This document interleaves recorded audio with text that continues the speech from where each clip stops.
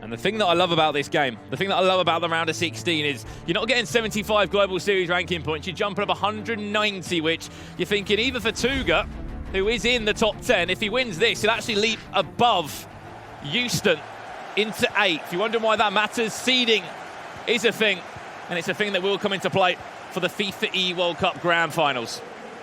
Here we go. On to the other side of the bracket now. Another round of 16 matchup. Number 5 of 8. And it's going to be Tuga against NOM Feldman. Portugal against Israel. And what a game it was yesterday. Round 7 Tuga needed to go to against Timox.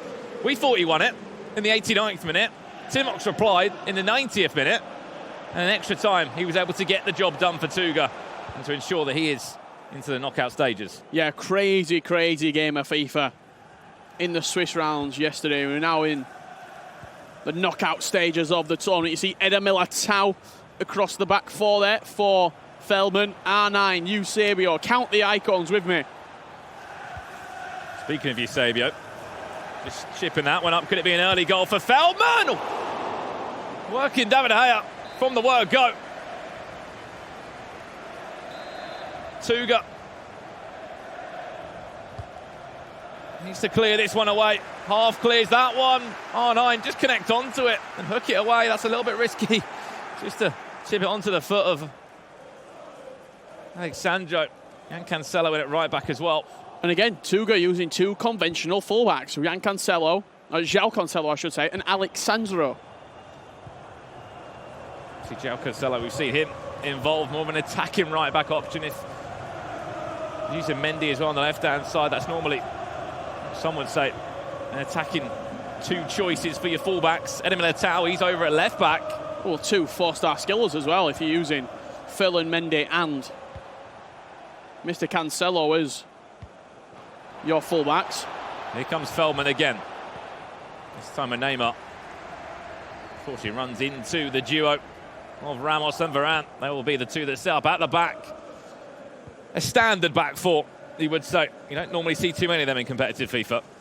Tuga, one of the only players that I feel like he attracts a 0-0. I'm going to probably jinx it, but I feel like a lot of his games that I see, low scoring, 1-0, 0-0. But could this be the chance for him to score now? It's going to bounce nearly kindly. Van der Sar, get rid of it.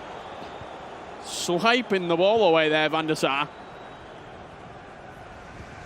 It's Rio Ferdinand and Maldini as his two centre-halves. Van der Sar in goal, that's 3 icons there. Ruud Gullit in midfield, that's 4. Patrick Vieira is 5. R9 is 6. And Eusebio makes it 7 for Feldman. So lucky there's no icon restrictions in this because you might be spoiled for choice. And NOM Feldman, who has started the better of the two players in this first 20 minutes. It was a huge victory in the round of 32 against Footwiz Tom. I think this is a common thing, Richard, when you come up against someone that you haven't really heard too much about of in the competitive year. He's popped up in the LQEs, the events that maybe don't have all the eyes on them. Every single one of these people in the playoffs are here for a reason. Tuga, can he be the man to stop NOM Feldman in his tracks? And the two players who are making up the 15th and 16th spot right now on the standings. Chance for Rowie. They're wanting a big Tuga victory. Another player eliminated. Tuga already in the top 16. Another player bites the dust if Tuga goes on to win. What a tight 30 minutes it's been. Tuga, his first real chance to get an attack. Ronaldo's in there. We know what hero he could be. Deflection, Ronaldo on the volley off the bar, on the rebound again, and into the hands of Van der Sar. What's that sequence I've just seen right there? The ball like a magnet to not only Van der Sar, but the crossbar as well. Who else would it be that other than Cristiano Ronaldo trying to get the goal for Portuguese FIFA player? Played in the FIFA Nations Cup. Made a semi-final, losing out to France. Still a fantastic run for him and Rastarata. Both of them are in the FIFA World Cup Grand Final. Sure, Rasta will be in this building somewhere watching from distance, supporting his fellow countrymen.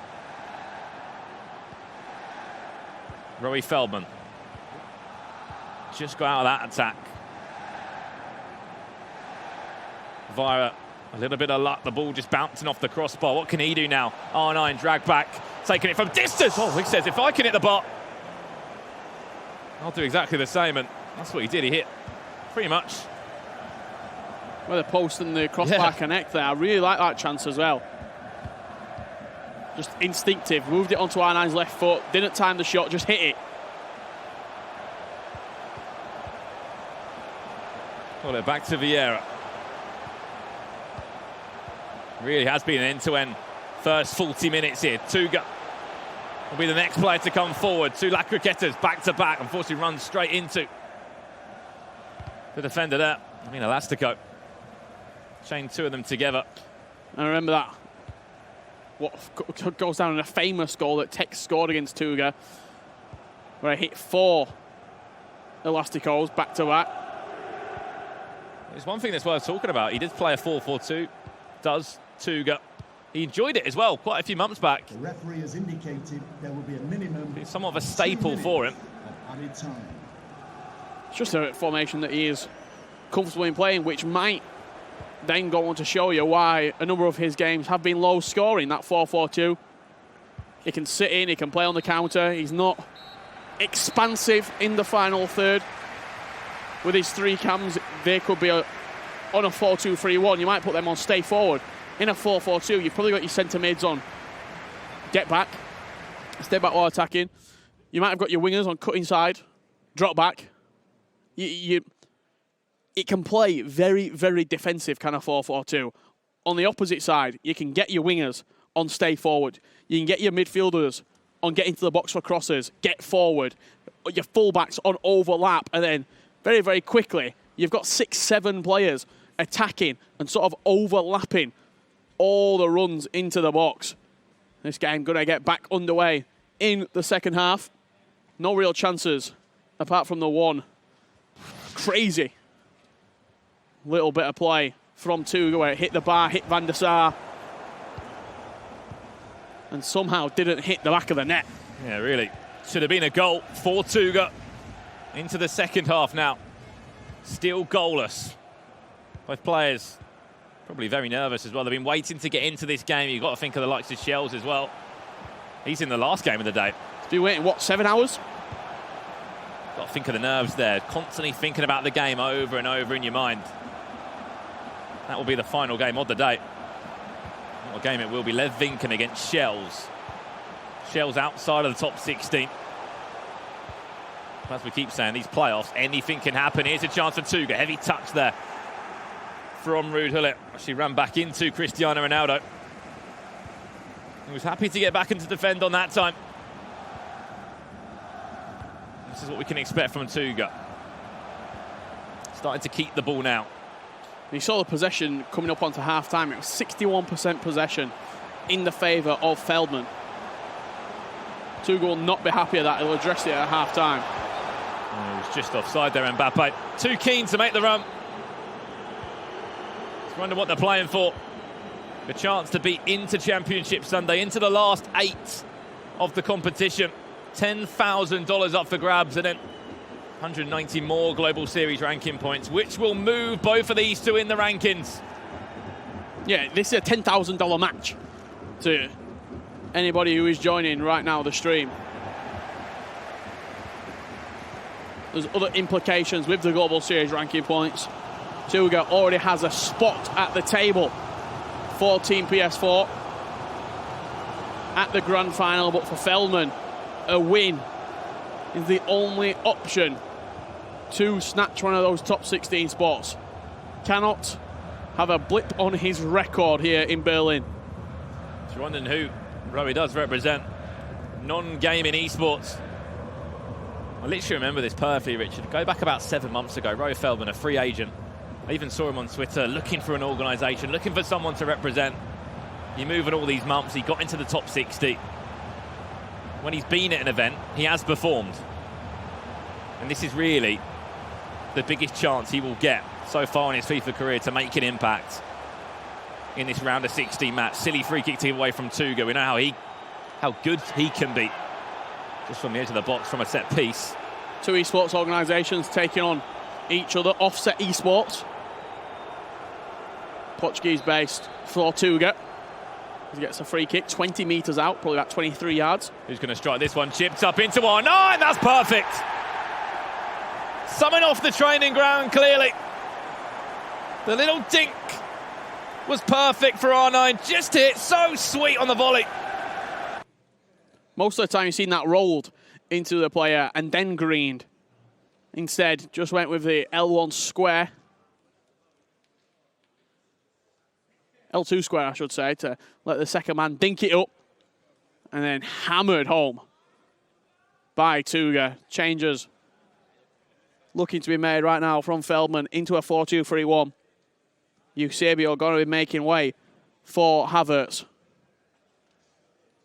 I think as well, we know how effective that little dink can be sometimes when you just dink it into the edge of the box. How easy it can be to hit it on the volley, especially if it's timed green with someone that has the quality on the ball of an R9, a Cristiano Ronaldo, Mbappe, Neymar. The list literally can go on. The four players that you mentioned, all 99 finishing, 99 shot power, 99 long shots with the right chemistry styles. They will not miss from the edge of the box. It's as simple as that. Here's Havertz and Messi to be introduced for Tuga. Havertz will be up front, it looks like. Potentially alongside Messi, or Messi might be in the right midfield position. It's a chance for Roy Feldman now. Criqueta inside, tried to play it back into Neymar. He will win a corner for his efforts. Piling on the pressure. Here's the Israelian. Plays straight into the box. Ronaldo's there, so's Havertz. I think it were actually quite a weak header there at the near post. I like that, really like that from Tuga. Taking his time, playing to Alexandro, and then getting the attack started with the through ball from Mbappe. Look at the run Messi's making.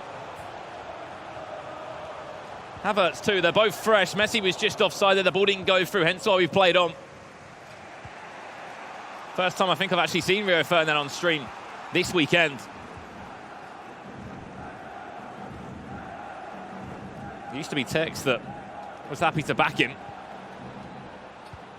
As one of his centre-backs. Here's that chance, dinked up, and chance missed. Didn't commit to either side with the goalkeeper movement from Tuga. Sometimes you'll see the keeper move all the way to the left, and that shot right there goes in if he did. Because he kept him quite central, probably didn't actually really move the goalkeeper that much. Meant that the shot was easy pickings. I think often as well, when you do see that type of finish, the goalkeepers normally move to the other side, hence why that near post can be so impactful. If you can just bend in towards that front post. We saw the likes of Tex do it last weekend in Hamburg against Stokes in that huge game. Havertz into the box, chance in the air. Neymar never going to be winning that one against Varane. Very, very suspect switch of the ball there. Chance again, he needs Ronaldo in the box. That's simple, just offside there. Tries to do a 1-2 and Neymar did Ronaldo. Just going to lose possession again. This game does end 1-0 though, Richard. It's set perfectly poised for leg number 2. What did I say? Tuga. Low scoring games all the time with him. Might not be high scoring, but it is effective and it's good to watch, and it's insightful to watch on how to break a game down into periods. Break it down 15 minutes at a time. I think the great thing about this matchup as well is that, you know, if you want to get into competitive FIFA, these two, no one really knew about them before this year. Tuga burst onto the scene back in January. Made an impact there. Shows what 1 or 2 fantastic tournaments can do for you. It's the exact same story for Roy Feldman. He might be lower ranked, but he still was in the top 60 Out of millions that tried. The referee has indicated Added there time will of be a 2 minimum minutes. Rowie of 2 Feldman, minutes one more chance added time. to get himself back all square at 1-1, or will he need to get into this second leg? Hullet with it. And it's going to be Hullet that does intercept. Tuga, he's halfway there. Needs that exact same performance. Maybe an extra goal or two if he can, but you said it perfectly, that 4-4-2. He's not a player that goes out and scores a lot of goals. And there's Tuga. He has a very slight advantage, though, going into that second leg. Yeah, and 1 goal to another player.